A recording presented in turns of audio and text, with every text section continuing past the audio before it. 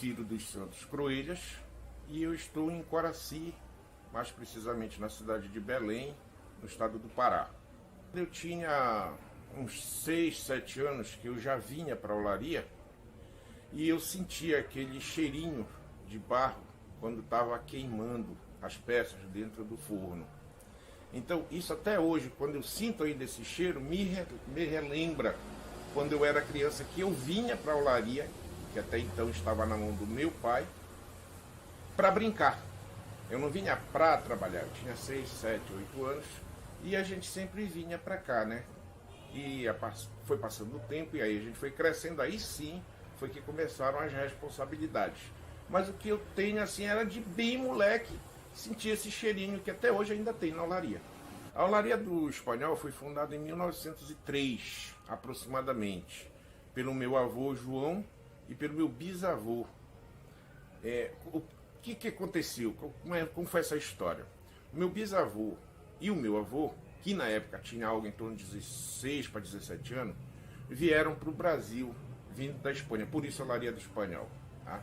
Chegando aqui, que foi uma época em que veio muitos imigrantes para o Brasil, também veio espanhóis. Meu avô estava nesse meio, como o pai dele. Só que, como um diferencial, o meu avô e meu bisavô já trabalhavam o barro na Espanha. Então já era uma coisa de família.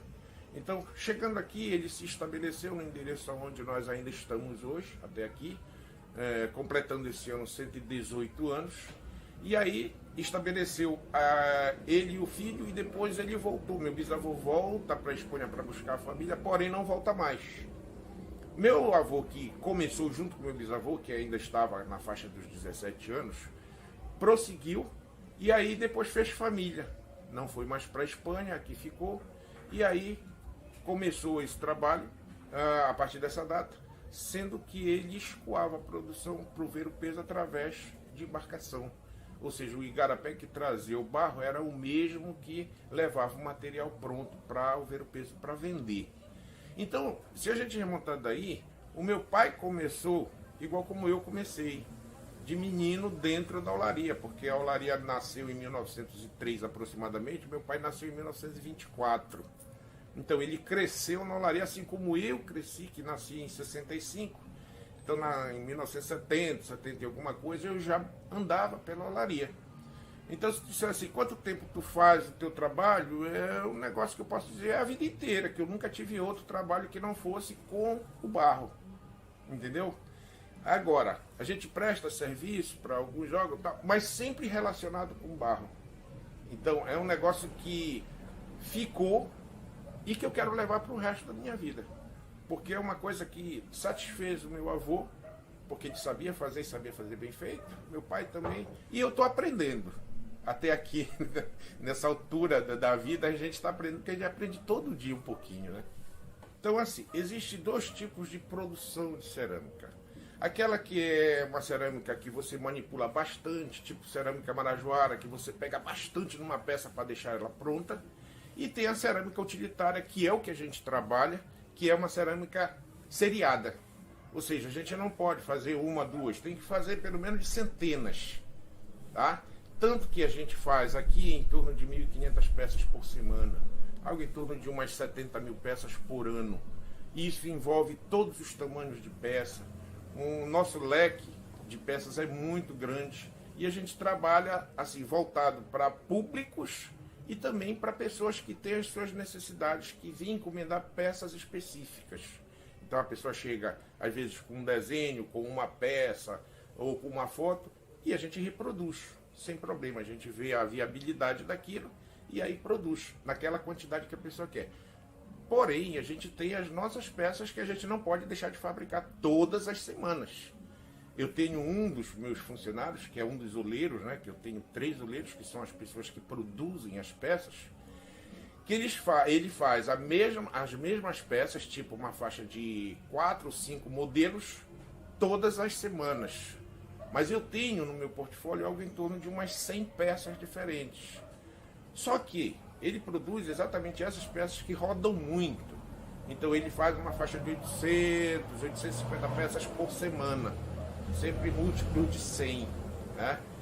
E os outros, que eu tenho mais de 2 oleiros, é que eles cuidam, no caso, das outras peças que não rodam tanto, porém eu preciso ter na loja para vender.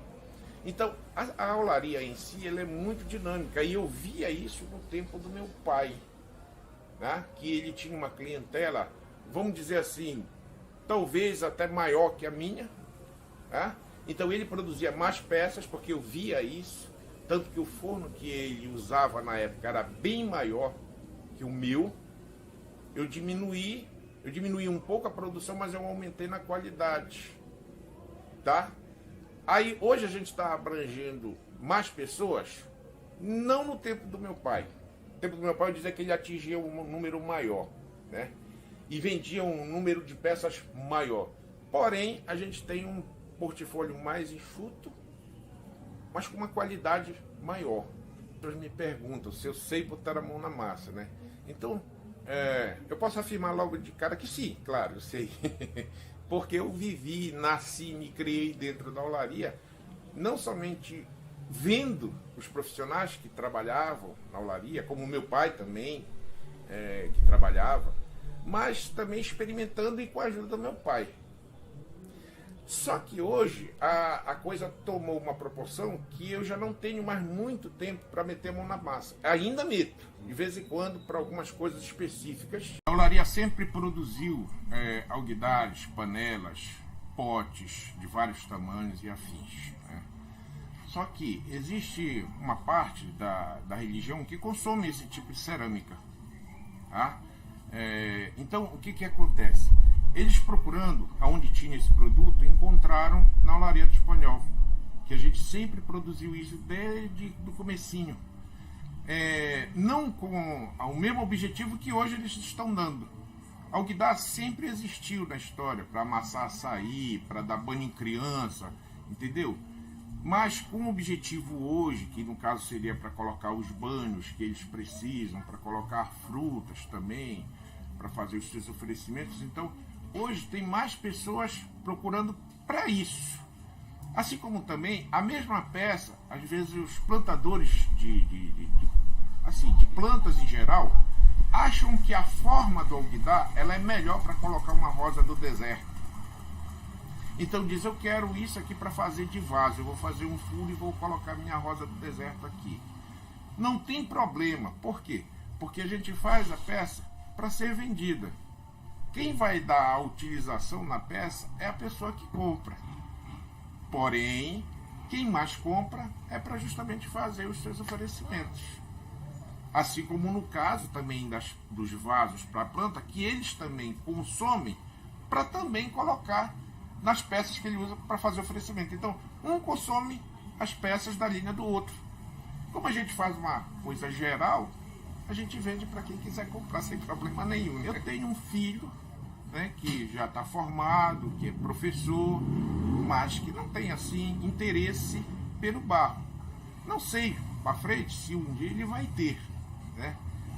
Eu digo assim, se ele tiver, nunca é tarde. Enquanto a gente estiver aqui e puder ensinar o que a gente aprendeu no decorrer da vida, nunca é tarde para se aprender, né? Mas antes eu até batia mais cabeça. Hoje eu já não tenho assim, essa preocupação tão grande, porque eu acho que a gente tem que viver um dia de cada vez, né? E dentro da olaria a gente tem muito trabalho no decorrer do dia. Então vamos cuidar daquele dia de trabalho. Mais para frente é o tempo que a gente vai conversando mais com o filho, que é único, né? E quem sabe ele começa a ter esse interesse. Olha, eu vou te dizer, primeiro, é um privilégio grande de estar nesse rol de pessoas, no caso sendo o único do norte, né? Então já é uma relevância muito grande. E com respeito ao meu trabalho, eu acho assim, como a gente produz muita peça por ano, algo em torno de 70 mil peças por ano, imagina para onde vão essas peças, né? Então elas estão muito espalhadas, não diria nem no Pará, nem no Brasil, mas no mundo. Porque muita gente passa e acaba levando. Mesmo sendo uma peça utilitária, mas vai longe as nossas peças. Então, se tu me perguntares, tu acha importante? Eu acho importante para cada pessoa que entra para comprar, porque se veio até a mim é porque está precisando daquilo que eu produzo, né? Então, como é a importância, qual é a relevância que eu tenho? Que eu não posso parar. Que se eu parar, alguém vai ficar sem a peça que ele precisa. Eu tenho uma felicidade muito grande de fazer parte desse grupo de pessoas que mexem com uma coisa que tem história milenar.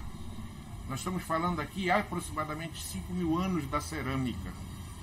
Não importa se é a cerâmica A, B ou C, mas é a cerâmica como um todo. Se você vai nos achados arqueológicos, seja lá de qual cidade, a primeira coisa que vem é a cerâmica. E através da cerâmica ela te conta toda a história daquele povo, daquele grupo, daquela terra. E você vê as muitas coisas pelas quais eles fabricavam as coisas para guardar água, para guardar grãos, para guardar todo tipo de coisas. Então a cerâmica sempre foi importante. Hoje a gente está vivendo uma época de tecnologia, muitos materiais que foram descobertos, como plástico, alumínio, enfim. Mas o barro não deixou de ser soberano. Existe sempre a classe que quer colocar uma planta num vaso de cerâmica. Então isso mostra que a cerâmica nunca vai perder a sua beleza. Se ela não perde a sua beleza e vai sempre estar deixando alguém que está comprando uma cerâmica dessa feliz, a gente que produz só tem que ficar feliz, porque a gente está contribuindo para a felicidade de uma outra pessoa, né? Com respeito às pessoas que, a cerâmica é legal, eu quero entrar nesse mundo. Entre, pode vir. A cerâmica ela está aberta para você fazer desde o ABC até coisas mais difíceis, mais arqueológicas. Basta você se empenhar por isso. É uma coisa que eu digo que quando você começa, você não quer mais parar.